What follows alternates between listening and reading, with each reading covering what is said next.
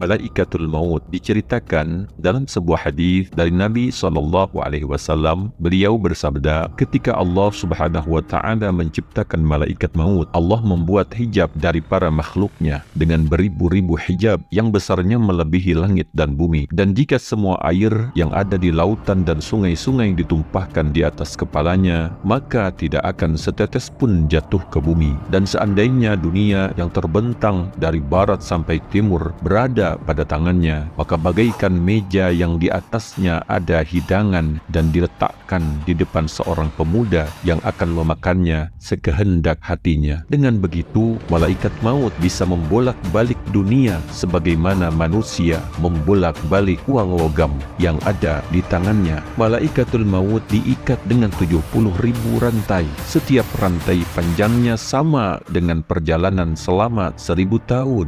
Malaikat yang lain tidak bisa mendekat dan tidak mengetahui keberadaan malaikat maut, tidak mendengar suaranya dan tidak tahu keadaannya sampai kapanpun juga. Dan ketika Allah Subhanahu wa Ta'ala menciptakan malaikat maut dan menyerahkan urusan kematian kepada malaikat maut, ia berkata, "Wahai Tuhan, apakah maut itu?" Maka Allah memerintahkan hijab untuk membuka diri hingga malaikat maut dapat melihat maut tersebut. Lalu Allah Subhanahu wa Ta'ala berfirman kepada para malaikat, "Berhentilah kamu dan lihatlah, inilah maut." Maka para malaikat berhenti semua, dan Allah Subhanahu wa Ta'ala berfirman lagi, "Terbanglah kamu di atasnya dan bentangkanlah sayapmu dan bukalah matamu semuanya." Maka ketika para malaikat terbang di atasnya, mereka semua terjungkal dan pingsan selama 1000 tahun, dan ketika sadar mereka berkata, "Wahai Tuhan kami, adakah yang Engkau ciptakan lebih agung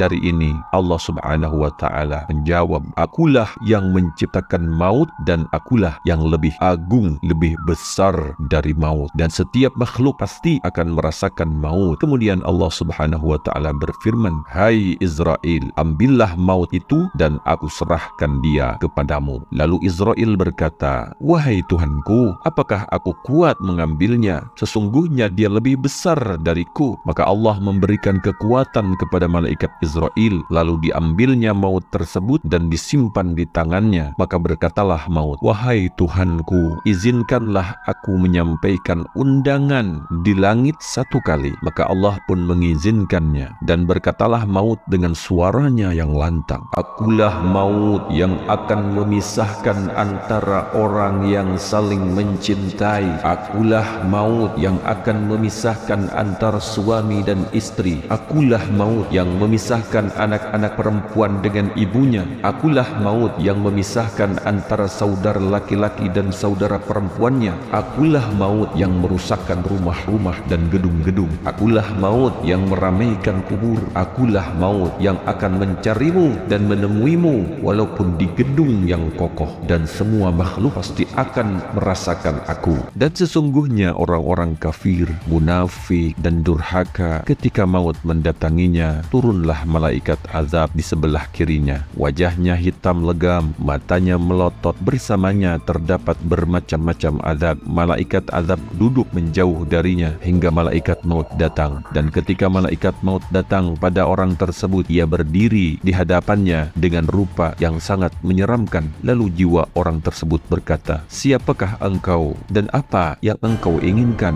Malaikat maut berkata, "Aku adalah maut yang akan mengeluarkanmu dari dunia, menjadikan anakmu yatim, menjadikan istrimu janda, hartamu sebagai warisan bagi pewarismu yang mereka tidak engkau sukai waktu hidupmu, sedangkan engkau tidak mempersiapkan kebaikan untuk dirimu dan tidak pula untuk akhiratmu. Hari ini aku datang untuk mencabut nyawamu."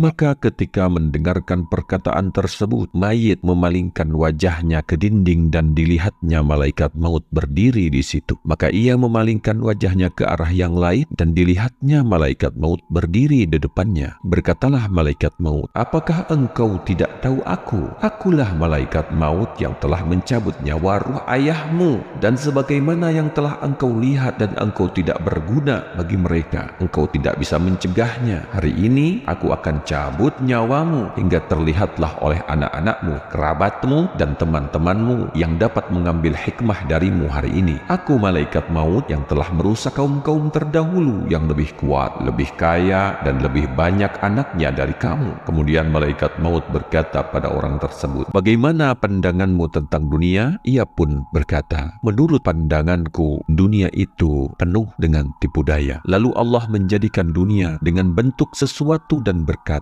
hai orang yang durhaka, apakah engkau tidak malu dengan dosa-dosa yang telah engkau lakukan di dunia dan engkau tidak mampu mencegah dirimu dari perbuatan maksiat? Sesungguhnya engkau membutuhkan aku dan aku tidak membutuhkanmu. Engkau tidak bisa membedakan antara yang halal dan yang haram. Menurut sangkaanmu, engkau tidak akan pernah meninggalkan dunia. Sesungguhnya aku bebas lepas darimu dan dari amal perbuatanmu. Orang itu melihat hartanya yang pasti akan menjadi milik orang lain. Dunia berkata lagi, harta, hai orang yang banyak berbuat maksiat, engkau yang mencariku dengan jalan yang tidak benar dan tidak kau belanjakan dan sedekahkan pada para fakir miskin. Hari ini aku pasti menjadi milik orang lain. Allah Subhanahu wa taala berfirman, yauma la yanfa'u malun wala banun illa man atallaha biqalbin salim. Artinya, pada hari di mana harta dan anak-anak tidak bermanfaat lagi kecuali orang-orang menghadap Allah dengan hati yang bersih. Al-Quran Surah Asy-Syu'ara 88-89. Orang itu berkata, wahai Allah ya Tuhanku, kembalikanlah hamba supaya hamba dapat beramal soleh